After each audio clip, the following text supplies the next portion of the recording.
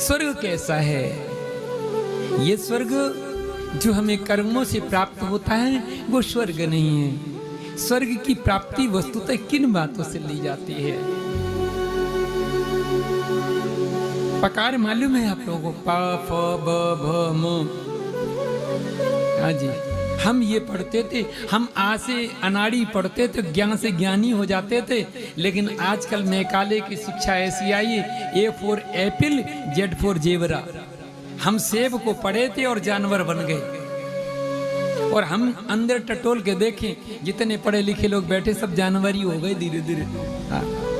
लेकिन हम आ से अनाड़ी चले थे और ज्ञान से ज्ञानी बनते थे। हाँ। हमारे यहाँ बड़े बड़े ज्ञानी हुए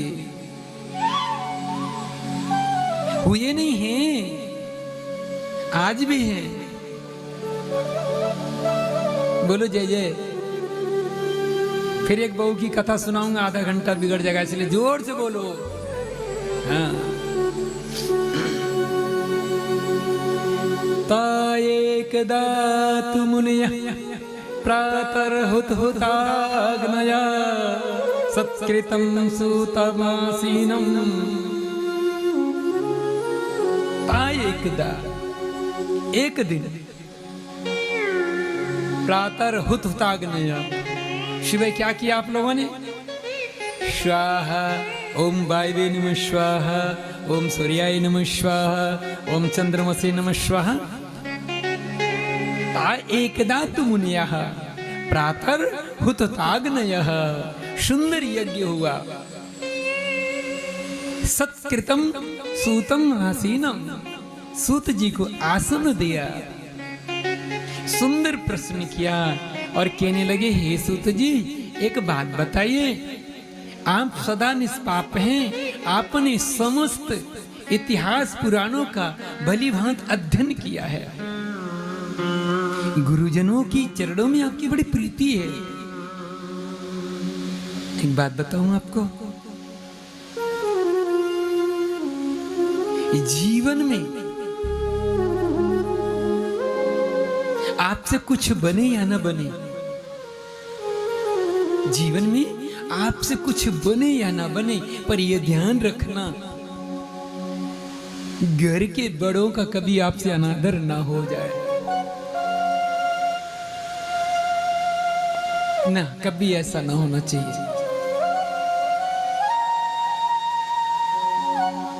हमारे जीवन में कैसी कैसी विडंबनाएं घर करती जा रही हैं। आप लोग अपने जीवन को जब टटोलें तो ये कहते हैं, महाराज जी हमारे तो 4 बेटा थे, चारों को हमने कर दिया, अपनों करो खाओ। वही बेटा जब महात्मा के यहाँ जाते हैं तो 4000 भी बैठ करके एक हॉल में भोजन कर लेते हैं। क्या कारण है? क्या कारण है? कभी विचार किया?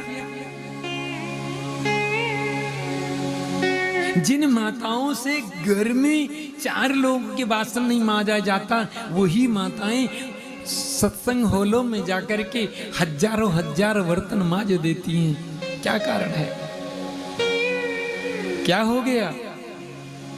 आप अपने घर में 4 घंटा आसन लगा के नहीं बैठ सकते, आप लोग तो सर्वदा ही नहीं बैठ सकते, पर यहां बैठ जाते हैं। क्या कारण है? कुछ तो है। मैं एक बात कहूं कि चांदनी की रात में तारों के लच्छे लच्छे, चांदनी की रात में तारों के लच्छे लच्छे, विश्वनाथपुरम वालों तुम्हारी औकात क्या है? हमारे कान्हा पे तो मर गए अच्छे अच्छे, भभूति लगा के लंगोटी लगा के रमते राम डोलते रहते हैं। ये मेरे ठाकुर का प्रताप है। जीवन में जो कुछ भी सुकृत हुआ है वो मेरे गुरुदेव की कृपा से हुआ है।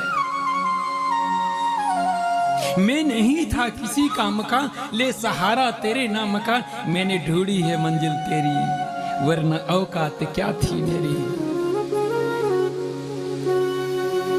जो गुरु चाहेगा वही आप चुन सकते हो, उससे अलावा चुन भी नहीं पाओगे। पर एक बार मन से समर्पण कर दो। सौंप दिया इस जीवन का सब भार तुम्हारे हाथों में, उद्धार पतन अब मेरा है गुरुदेव तुम्हारे। देखो एक बात याद आ रही है, कथा तो आप लोग टीवी में रोज सुनते होंगे, हम वैसे भी विद्वान नहीं हैं। आपके जीवन में कितनी बार ऐसा आया होगा जब माता पिता ने रास्ता बताया होगा तो आपने ये जरूर कहा होगा, हाँ तुम्हारी बात मान तो लेते हैं पर तुम समझदार नहीं हो।